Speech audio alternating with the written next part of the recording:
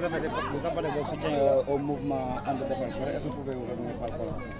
D'abord, je remercie tout le monde, surtout les délégués, le doyen Toumani Niang, l'association And Defar Gorée, à leur tête Alpha et toute son équipe. J'étais venu accompagner de l'équipe municipale, composée de moi-même, Madame la maire, Yasser Soumaré, et l'ensemble vraiment de la délégation qui m'a accompagné. Venir apporter un appui composé d'abord du riz aux maisons sinistrées lors de la forte dernière pluie, mais surtout aussi renforcer le système de pompage en leur dotant d'une motopompe de 150 qui pourra d'un moment à un autre suppléer la motopompe qui est là. Parce que notre ambition, c'est de faire de telle sorte que la population environnante du site de Gorée ne souffre d'aucune ambiguïté née des affres des inondations. Et cette motopompe, c'est grâce à moi que cette motopompe est venue. Ça fait 5 ans, depuis que je suis maire, chaque année en collaboration avec les sapeurs-pompiers, en l'occurrence le sergent Diop, chaque année, on amène une motopompe ici. On met tout le dispositif électrique. Pour que la motopompe puisse fonctionner, les sapeurs me demandent, il faut au préalable que le dispositif technique soit installé, que l'accompagnement qui va sécuriser la pompe soit installé. C'est les conditions sine qua non pour que les sapeurs puissent venir nous appuyer. L'autre élément important, c'est qu'on avait l'habitude, on avait souvent des difficultés quand il est question de pomper au niveau de l'Eiffage où nous devons verser l'eau, on rencontrait d'énormes difficultés. J'ai signé avec le directeur de l'Eiffage une convention pour que, parce que chaque année je me rendais au niveau de l'Eiffage pour qu'on nous autorise, excuse-moi, le pompage au niveau de l'évacuation des eaux au niveau de l'Eiffage. Cette fois-ci, j'ai signé avec l'Eiffage une convention par tacite de condition. En matière juridique, c'est ce qu'on appelle convention par tacite de condition. Qu'est-ce que cela veut dire? Qu'une fois que la convention est faite, l'année prochaine, que Dieu nous laisse ici, je n'aurai plus aucune raison de me rendre au niveau de l'Eiffage pour qu'on me l'autorise. Par contre, il y a des clauses. Les clauses, c'est de l'entretien. Les clauses, c'est que la population ne verse plus certaines des eaux au niveau de l'Eiffage. Si ce n'est pas fait, chaque année, je n'aurai pas besoin de me rendre. Maintenant, ces fortes pluies qu'on a vécues ces temps-ci, on a remarqué que beaucoup de maisons sont inondées. Raison pour laquelle nous avons d'abord priorisé la population environnante du site de Gorée pour leur apporter un appui. On s'est concerté avec les représentants, ces jeunes que je félicite. Ils ont beaucoup fait. Là où je suis, là où nous sommes, on n'osait pas y mettre les pieds en pareille période. Si nous avons pu le faire, non seulement on les a appuyés, mais c'est grâce à leur dynamisme, à leur engagement, au fait qu'ils veuillent sécuriser vraiment leurs parents. Sur ces propos, sur ces actes qu'ils ont faits, je les encourage. Madame la maire, je t'encourage. C'est la conseillère la plus proche ici. Elle doit être notre représentante au niveau de ces jeunes. C'est la même chose que le délégué qui est là. Mais je les ai mis en rapport avec Madame la maire. C'est avec elle qu'ils discutent. Donc c'est l'occasion, elle aussi, vraiment de la remercier, de remercier toute la délégation, mais aussi d'encourager l'imam Amadou Ndiaye que je vois.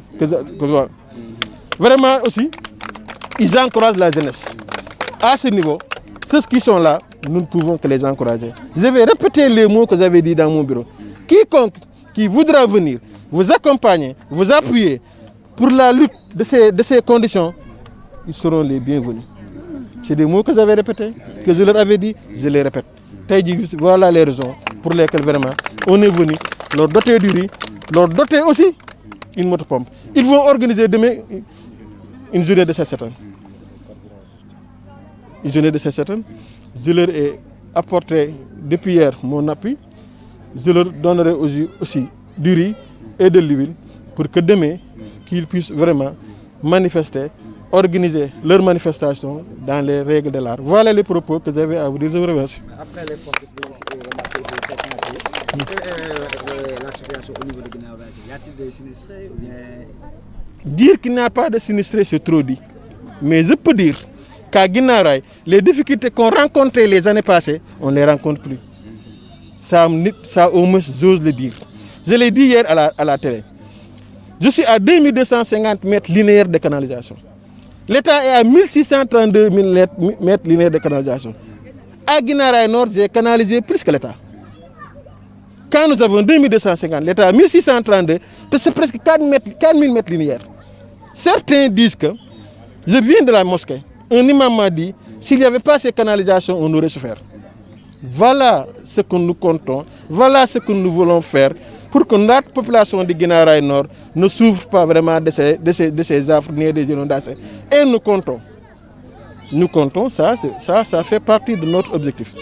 Canaliser davantage les rues de Guinaw Rail Nord. Pour cela, je demande à la population qui n'est pas encore servie d'être patiente. Un jour, nous viendrons vraiment leur donner leur part vraiment de notre investissement. Waaw maa ngi délégué Toumani Niang mi nga xam ni tey moo ñu fi représenté en tant que délégué di gërëm aussi xale yi nga xam ni tey ñooy waa ànd defar Gorée ak ñi ñu àndal ñëpp tey ma ñëwoon fi ànd ak madame la maire fekk naa fi madame la maire Fatou Mbaye ak Ndeye Waar ànd ak ñoom Cheikh Soumaré ak délégation bi mu àndal agent yëpp daanaka ñëw na ñoom Alé Serif ay conseillers la ñuy ay agent ñu ñëwoon tey ndax taw bi fi amoon métti na ñu ne nañ xool te lii ñu def it dañ cee waxtaan ak ñi ñu ne nañu seetal quelques fukki nit wala yooyu ñu jàppale leen ndax ndimbal bi dañ koy yaatal du fii rek dañuy dem ci yeneen quartier yi xool ñi nga xam ni sonn nañ inondation bi fi amoon sonal na leen ñu jàppale leen daf ñoo war moo tax waaye li am solo mooy fii lañ ko jëkkee fii ñu taxaw nii am nay jamono kenn ñëmu foon taxaw fii période taw nga taxaw fi mosut am waaye loolu su amee nañ sant xale yi ñoom ñoo am seen farlu am seen bëgg-bëgg gox def ci ànd li ñuy wax ànd defar Gorée ñëw taxaw mairie bi ñoo jàpp ci laa leen noonu man attanu ma ko état attanu lépp keneen ku ñëw pour leen jàppale ibbil leen ko seen loxo na ñëw def ci parce que dama ni lii ñun ñëpp ko bokk na ci ñëpp jàpp man kàddu googu laa leen di wax na ci ñëpp jàpp suñ ci jàppee man jàpp naa ni lii lu am solo la may gërëm imam Amadou Ndiaye ndaxte nag ñun état lañ imam Amadou bu toogoon këram di wax ju ñaaw daf ñuy fekk si di wax ju rafet daf ñuy fekk si kon état moo dafa am doole ba loo wax day ñëw imam ñu ngi lay sant yaag délégué Toumani vraiment kontaan nañ ci xale yi kontaan aussi ci xale yi jigéen ñi ñëw nañ démb sama kër ne dañu bëgg a organiser nee nañ dañ bëgg a organiser suba benn setal man leen dinaa leen jàppale ci ceeb naa leen jàppale ci diwlin naa leen jàppale aussi ci nuñ ko tuddee ndugg mi waaye it leneen it dinaa leen ci jàppale ñoom nee nañ dañoo bëgg a def seen groupement man leen dinaa leen boole ak madame la maire la war ca këyit it maa ko def dama leen waxoon démb c'est ça que je confirme lii may def population bi rek tax ñu ko def kon loolu aussi vraiment su amee ñi ngi sant bu baax di leen gërëm di wax ni mbir mi nii la mbir kenn du ko bàyyi ak maire yi kenn du ko bàyyi ak état na ci ñëpp jàpp lii ñu dund nii neex na trop am na ñu ko amut demal Kër Massar demal feneen ak demal feneen Guinaw Rail ay jamono on n'osait pas lii ala buñ ko woon suñ ko amee nag ba heure bi nañ sant yàlla. exemple pour yeneen jeunes quartier yi def ni ñoom pour ñu mën a xeex inondation ci quartier yi. man loolu moom il faut que ñu inspiré wu ma bëgg la tegal lenn quartier délégué bi dañ fa def benn quartier comité de quartier ñeme naa ko wax te wax naa leen ko comité bi moo gën a dynamique ci comité de quartier yi nekk Guinaw Rail Nord dañu ñëw sama bureau ne maire lii lañ bëgg lii la ñu waxtaanee ba ñu jiwoo ci ñu def ko moo taxoon jamono ji nga xam ne njëkk nañ ñëw fii ci laa leen indil moto pompe indiwaat leen beneen moto pompe ñu teg ko buntu këram pour que ndox mi ni koy ngacc indi ko fii sapeur yi maa ngi fi indi wax ji bëri na waaye nag ku daa indi chaque année